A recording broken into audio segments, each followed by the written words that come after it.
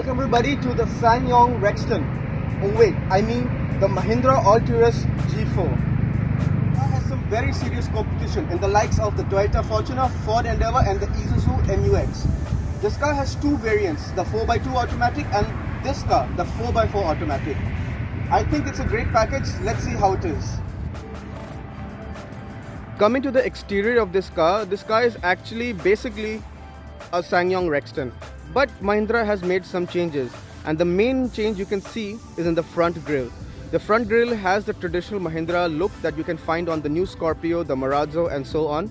There's also minor alterations near the fog light area, and it has different alloys. So the Indian version has 18-inch alloys, the international variant has 20-inch alloys, which I think would have actually complemented the look really well. The 18 inches look a little small compared to the huge side profile this car actually has.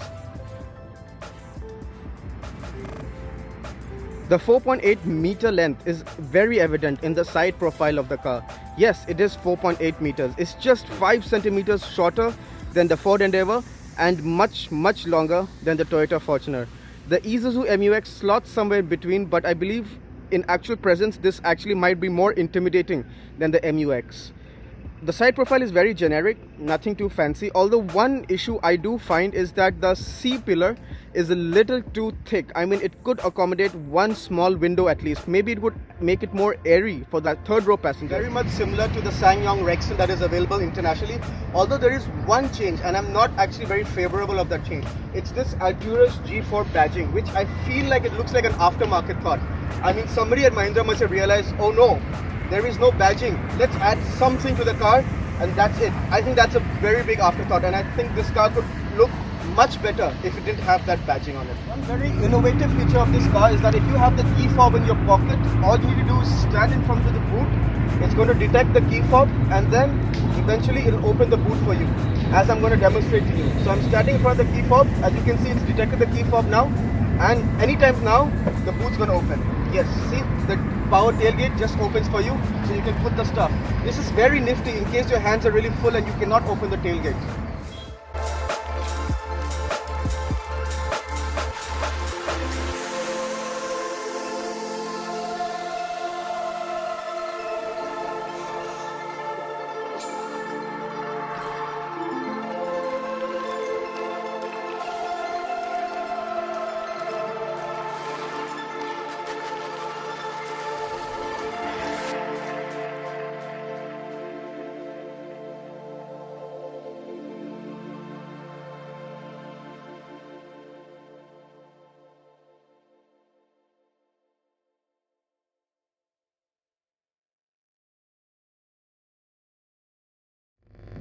The front of the car is a great place to be. Again, I love the tan interior with the stitching on, especially on the center console, which you can find all over the dashboard. It's the same theme that the seats have, the same theme as the door pads.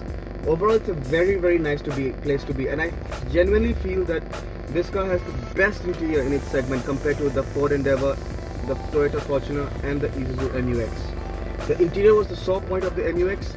This has that sorted. It's just a great place to be, and everything feels very nice to touch. All the steering controls, the 4-wheel drive knob, the gear lever, everything feels very nice. The infotainment screen, however, is a little laggy. It tends to hang sometimes. It just turns off, which is definitely not cool when you're spending so much money on a car. Although it has all the features covered, it has Android Auto, Apple CarPlay and the works, but it's still a little laggy and it's a little buggy. I think a few bug fixes can solve the issue, but currently it has a long way to go in terms of smoothness. But features wise and build quality wise, overall the car is sorted.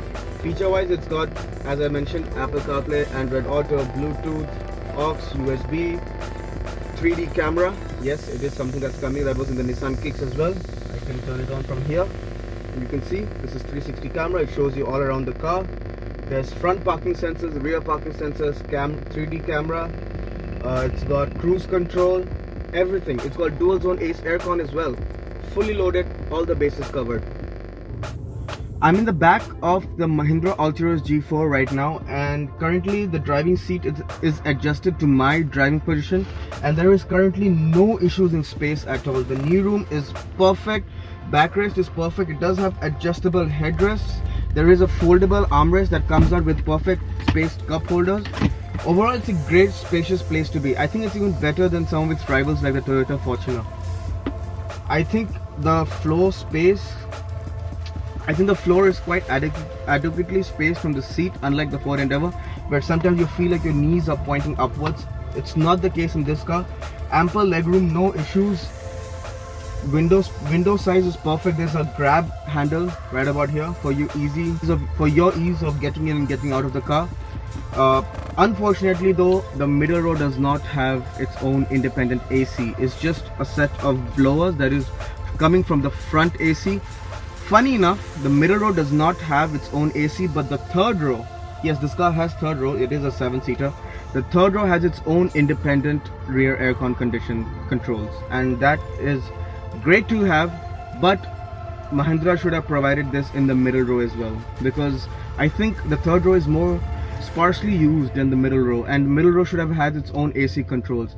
The sunroof is a bit tiny, so the sunroof does not come to the back. The sunroof stays only for the front passengers. Overall, it's a great ambience to be, and I like the tan interior with the stitching. Really lends a very premium feel to the whole ambience of the interior. I'm now behind the wheel of the Alturas G4. This car is powered by a 2.2 liter diesel engine producing about 180 horsepower, which is something like the segment norm. The Fortuner makes roughly the same power, so does the MUX. The only advantage the Endeavour has is because it has a bigger engine, it has more power. It's producing almost 200 bhp. But due to the weight difference, this car is some 100 odd kilos or so lighter than the Endeavour, which means that it's only a second or less than a second slower to the Endeavour in 0 to 100, which is commendable for such a car. This car weighs about 2,100 kilograms, so it's definitely not light, but performance is adequate.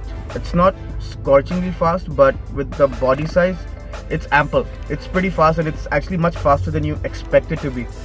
Again, the Endeavour 3.2 feels much faster because it does have more power, but this is not far behind, and this is a really commendable job by SsangYong/Mahindra for the job. Let's see how this car is. When you set off the car in D, it's very nicely, smoothly moves along. This car is powered by a 7-speed torque converter, which is something that Mercs used to have in the yesteryears. I believe it has something to do with the 7G Tronic gearbox that is coming in the old models. Nowadays they've shifted to the 9G Tronic. So obviously, as we all know, SsangYong has used old Mercedes tech in the past. This car is certainly one example of them. The old Rexon had an engine that was direct rip-off. This engine is not a direct rip-off. It has some components that shares its hereditary with the old Mercedes, but the gearbox is a complete same unit that was in the older Mercs. It's not a bad thing to start off things with, because obviously this definitely means that if Mercedes was using it, it's definitely a good unit. So that's definitely a bonus for Mahindra that they can use to market to the ordinary Aam Janta. With a 7-speed torque converter, as I said, it has its manual mode as well, which has a manual Triptronic button on the gear lever, which is quite inconvenient because such a same setup could be found on the old Ford EcoSport and the old Fiesta, which was definitely a pain.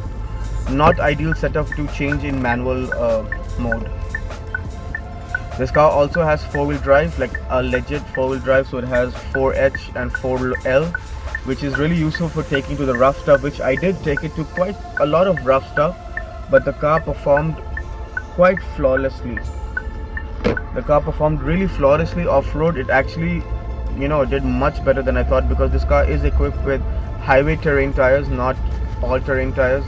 So you would think that the tires would limit it, and it probably did to a certain extent, but considering the torque this car has, it just wafted away at any obstacle I threw at it, and it just climbed all inclines perfectly well. Even some of the declines it did really well using the hill descent control. So yes, this car also has hill descent control. It's got all the kit that you need. Safety wise, 9 airbags, which is the only car in this segment to have it. It's got a sunroof, it's got great infotainment, it drives really well. The steering feel, when you're really pushing the car, you can feel that the weight of this car, but it's a very mediocre steering. It could do with more feel, more directness. It doesn't have that quite that tactile feel that Ford has in the Endeavor. Feels a little disconnected, which again could make or break a deal. But again, cars of this segment are not meant to be pushed that hard. So again, I'm not sure if this can be used as a deal breaker, but yes, it's not as good to drive as the Ford Endeavor. The suspension is quite soft, really on the softer side. The Ford is quite stiff compared to this. So you do get quite a lot of vertical movement when you're going over a bump really quick. You do feel in the body, you can feel the body moving around, especially when you're braking really hard. You can see amazing amount of nosedive, which should not be present in such a car. Definitely nosedive should be there because it is a car with high center of gravity, but it's appalling sometimes with the amount of nosedive this has. So as you can see, dynamically it's not as good as its rivals, but if somebody just wants to drive in a calm manner in comfort, this car is pretty difficult to beat. And considering the price, that this car is cheaper by about 3 to 4 lakhs compared to its rivals like the Toyota Fortuner and the Ford Endeavor. Obviously it's not as cheap as the Isuzu MUX, which is still the USP of that car. The Alturas G4 makes a very compelling case for itself. It's very nice to look at. It rides really well. It's got a host of features and it's much cheaper than its rivals. Yes, it does not have the same fun to drive factor as its rivals, but how many of us actually push the SUVs to its limit? And is that really a deal breaker? I mean, for me, I think I could really appreciate a good riding SUV. The Alturas G4 really has its charm, and if I were in the market to buy an SUV, I would really give the Alturas G4 a serious look. Thank you very much for watching. See you next time. Bye bye.